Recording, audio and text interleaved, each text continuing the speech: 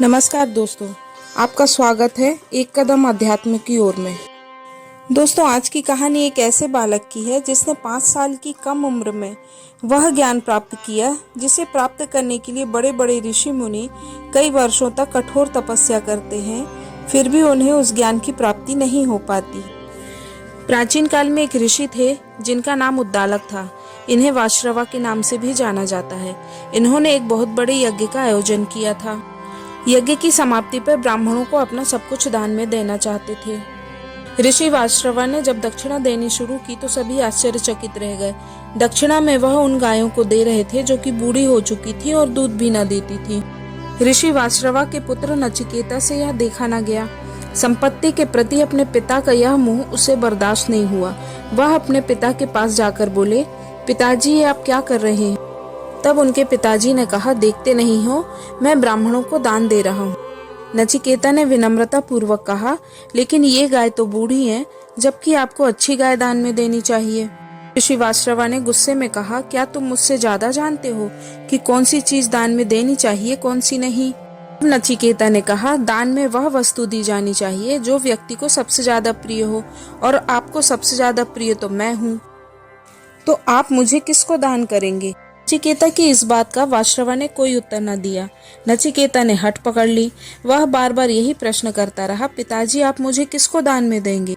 तब उनके पिता ने गुस्से में नचिकेता से कहा, मैं तुझे यमराज को दान में दूंगा। ऐसा कहने के बाद ऋषि वाश्रवा को अपने वचनों पर बहुत ही ज्यादा दुख हुआ। तो अब क्या किया जा सकता था? नचिकेता भी बहुत ही ज्यादा दृढ़ निश्चयी थे। वे कहाँ पीछे रहने वाले थे।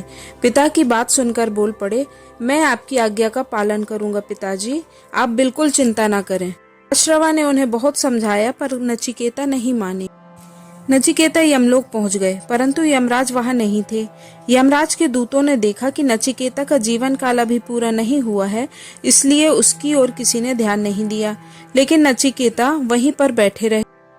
फिर एक यमदूत ने नचिकेता से पूछा, तुम यमराज से क्यों मिलना चाहते हो? तब नचिकेता ने कहा, मेरे पिताजी ने उन्हें मेरा दान कर दिया है।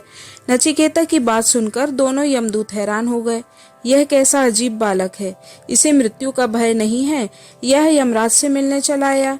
उन्होंने उसे डराना चाहा, पर नचिकेता बिल्कुल भी नहीं डरे और अपने निर्णय पर अडिग रहे। इस पर एक यमदूत बोला, वे इस समय यमपुरी में नहीं हैं, 3 दिन बाद लौटेंगे, तभी तो मान। नचिकेता ने कहा, कोई बात नहीं, मैं 3 दिन तक प्रतीक्षा कर लूंगा। लगातार 3 दिन तक वह यमपुरी के द्वार पर बैठा यमराज की प्रतीक्षा करता रहा। तीसरे दिन जब यमराज आए तो नचिकेता को देखकर चौंक गए। उन्हें उसके बारे में मालूम हुआ तो वे भी आश्चर्यचकित रह गए। अंत में उन्होंने नचिकेता को अपने कक्ष में बुलाया। यमराज के कक्ष में पहुंचते ही नचिकेता ने उन्हें प्रणाम किया। उस समय उसके चेहरे पर अपूर्व तेज था। उसे देखकर यमराज बोले, वत्स, मैं तुम्हारी पितृ भक्ति और दृढ़ निश्चय से बहुत प्रसन्न हूँ। तुम मुझसे कोई भी 3 वरदान मांग सकते हो। यह सुनकर नचिकेता बहुत ही प्रसन्न हुआ। वह बोला, पहला वरदान तो आप यह दें कि मेरे पिता का क्रोध शांत हो जाए और वे मुझे पहले की तरह प्यार करें। यमराज जी ने कहा, ऐसा ही होगा। फिर नचिकेता ने यमराज से कहा, मुझे स्वर्ग की प्राप्ति किस प्रकार हो सकती है, वह मुझे बताइए। यमराज जी ने वह भी बता दिया। अब तीसरा और अंतिम वरदान मांगने के लिए कहा तो नचिकेता कुछ समय के लिए सोच में पड़ गया। फिर नचिकेता ने पूछा, आत्मा का रहस्य क्या है? मृत्यु क्यों होती है? मृत्यु के बाद मनुष्य का क्या होता है? वह कहाँ जाता है? यह प्रश्न सुनते ही यमराज चौंक पड़े।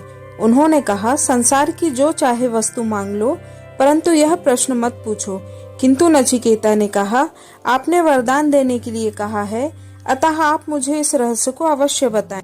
नचिकेता की दृढ़ता और लगन देखकर यमराज को झुकना पड़ा। उन्होंने नचिकेता को बताया कि मृत्यु क्या है, उसका असली रूप क्या है। यह विषय कठिन है, इसलिए यहाँ पर समझाया नहीं जा सकता, किंतु यह कहा जा सकता है कि जिसने पाप नहीं किया, दूसरे को पीड़ा नहीं पहुंचाई, जो सच्चाई के राह पर चला, उसे मृत्यु की पीड़ा नहीं होती, कोई कष्ट नहीं होता। इसके बाद यमराज जी ने नचिकेता से कहा कि वत्स, तुम ज्ञान प्राप्त करो, विद्या अध्ययन करो।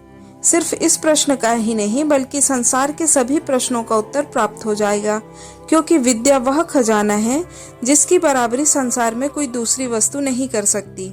उसके बाद यमराज ने नचिकेता को आशीर्वाद देकर उसे उसके पिता के पास वापस भेज दिया।